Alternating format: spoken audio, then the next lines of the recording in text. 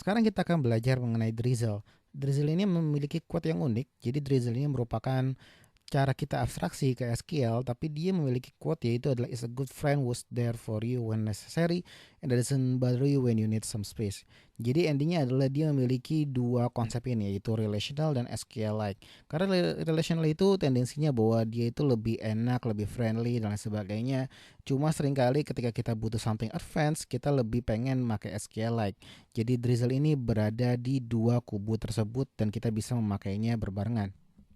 Kurang lebih seperti ini kodenya dan kita lihat bahwa Drizzle itu cukup komplit. Di sini kita lihat bahwa kita bisa memiliki satu file yang berisi skema isi dari seluruh database dan di sini juga kita lihat ada relations. Jadi kita bisa memisahkan antara filenya. Ini lebih untuk memudahkan aja untuk mengetahui bahwa relations itu berbeda filenya dengan skema dan kita lihat bahwa sini ada relationsnya sehingga nanti di sinilah kita bisa kekuatan ORM-nya ditaruh di sini.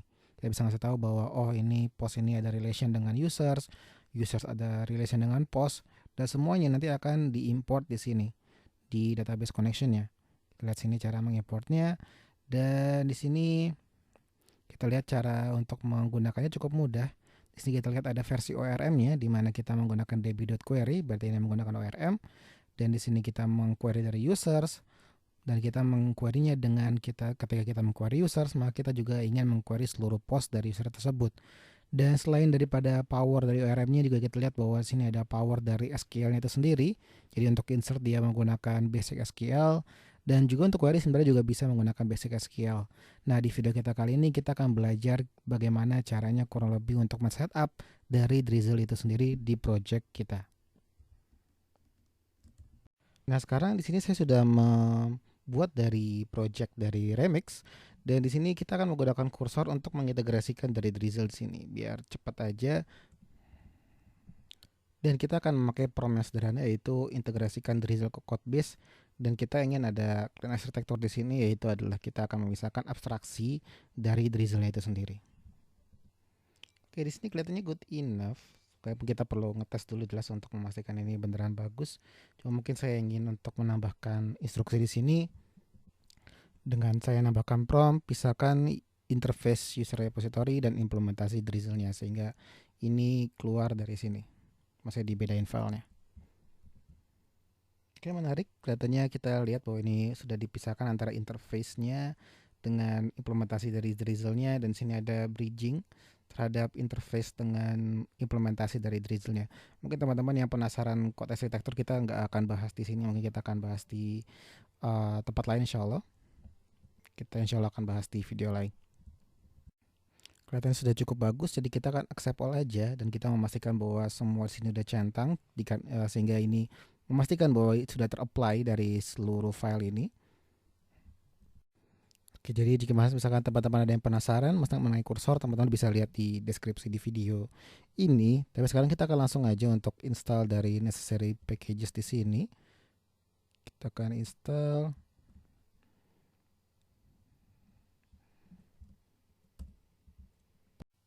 Oke, kita lihat berhasil dan mungkin di sini saya akan menambahkan saja di root sini di indeksnya bahwa saya ingin untuk bisa nge-list down dari seluruh user. Kita tambahkan saja on the main root I want to list down all users. Dan ya ini mungkin enak banget ya buat pakai kursor ya ketika kita mau integrate something yang quick dan something external third party. Kita bisa cepet banget dan kita lihat sini kita berhasil bikin index.tsx. So kita akan accept all aja untuk sekarang. Kita trace sama Drizzle untuk sekarang. Kalau misalnya ada error baru kita perbaiki. Kita lihat apakah ada error di sini. Di sini kayak bisa di fix quick aja. Dan sini saya sudah fix quick dan di sini kita akan lihat bahwa di connection akan ada permintaan buat kita untuk memiliki database URL di .env di di environment variable kita sehingga kita akan nambahin .env di sini dan saya akan menambahkan dari database URL-nya. Oke, kurang lebih seperti ini kita akan langsung aja jalankan npm run dev. Lalu kita buka dari URL-nya. Dan ada error. Kita fix saja dengan npm install pg. Oke, kita jalankan lagi npm run dev. Oke, di sini ada error lagi dan mungkin saya akan fix dulu sampai ini errornya selesai sehingga tidak ada error yang berhubungan dengan dependensi lagi. Nah, sekarang kita mendapatkan error yang berbeda yaitu adalah relation users does not exist. So ini basically dikarenakan kita perlu migrate dari Drizzle. Kita perlu migrate DB-nya. So jika kita lihat di sini di Drizzle ada dua komen yang ditambahkan sama kursor. Di sini ada db generate dan db push. Yang pertama kita akan jalanin aja npm run db generate. Ke sini ada deprecated dan kita perlu gini aja. So ini juga udah di-update deh. Jadi ini kita fixing ya sekalian. npm run db generate lagi. Nah, sekarang kita disuruh untuk punya default.config.json dikarenakan ini berhubungan sama CLI-nya. So let's just quickly request sama kursor lagi. Kita request as simple as buatkan Drizzle config-nya. Oke, kita lihat dan seharusnya aman. Kita accept aja dan kita langsung coba. Oke, di sini sepertinya ini salah, yaitu ini harusnya dialect. Dan ini harusnya PostgreSQL.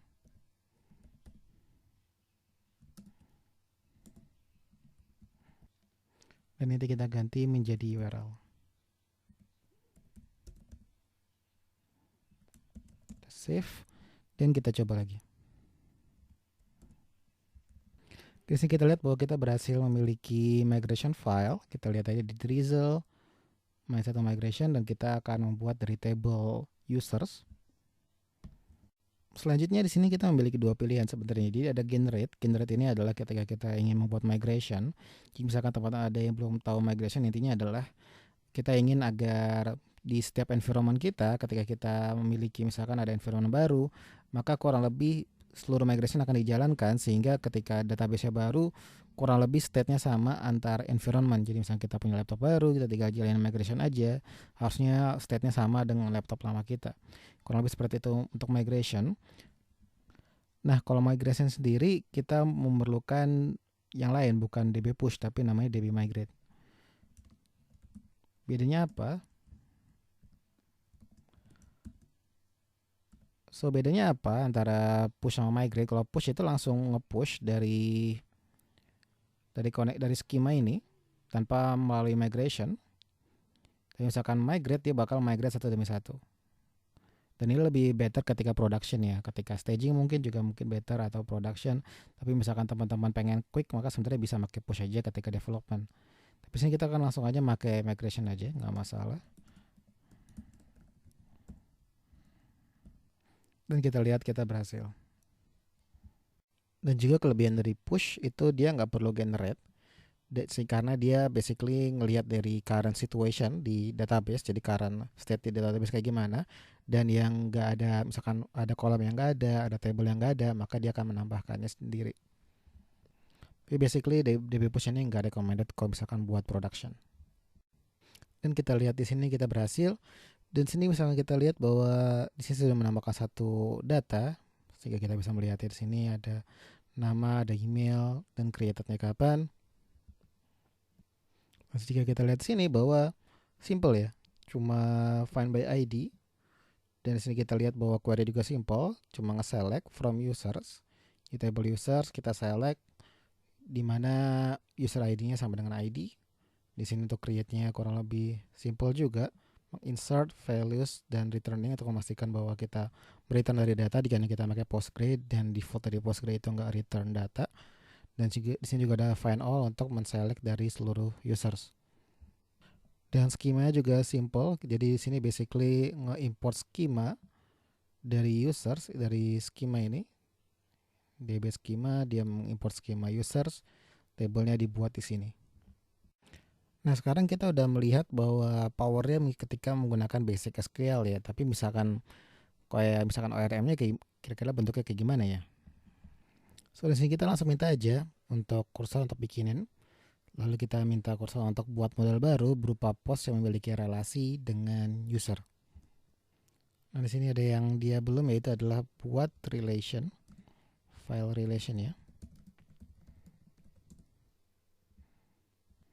Dan kita lihat kurang lebih seperti ini filenya. Jadi file ini akan jadi ada satu file yang berisikan relation aja, satu file yang berisikan skema, seluruh skema dari database kita ada di sini. Untuk relationnya ada di sini. Dan sini kita juga lihat kita dibuatkan untuk dimodif dari user repository-nya sehingga dia menambahkan untuk create post dan find user post. Dan di sini saya ingin untuk di indeksnya di index. Di sini kita minta untuk di index untuk perlihatkan seluruh post dari seluruh user. Dan kita lihat seperti ini hasilnya. Sekarang kita accept all aja. Oke, kurang lebih sekarang sebenarnya tadi ada beberapa error, cuma untuk mempercepat kita akan langsung, saya sudah fix tadi, tapi tinggal ada satu minor, yaitu adalah di sini nggak ada query-nya. Jadi kita lihat bahwa sini error dan sini nggak ada relation ya users, dikarenakan kita belum koneksikan antara schema dengan relationsnya. Kita quick aja minta connect the DB with relations and schema.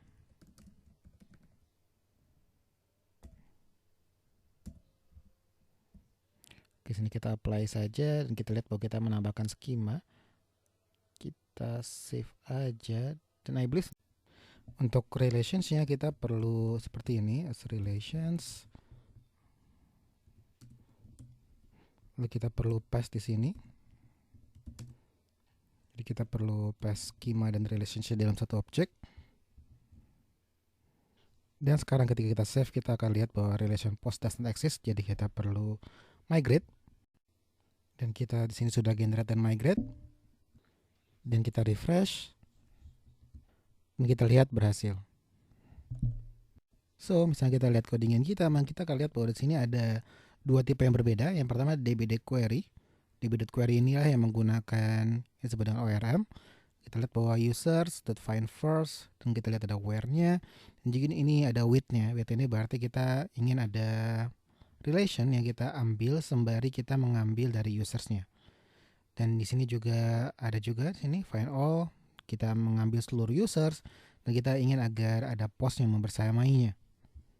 So, kurang lebih seperti itu. Kita lihat bahwa ini cukup sangat powerful, dan terlebih buat teman-teman yang udah tahu bahwa SQL itu sangat powerful, sehingga misalkan teman-teman pengen ada escape hatch, jadi misalkan defaultnya mungkin teman-teman bisa pakai dari ORM-nya saja, tapi untuk escape ketika teman-teman butuh something yang kompleks, maka teman-teman bisa menggunakan yang disebut dengan SQL-nya, jadi versi SQL dari Drizzle.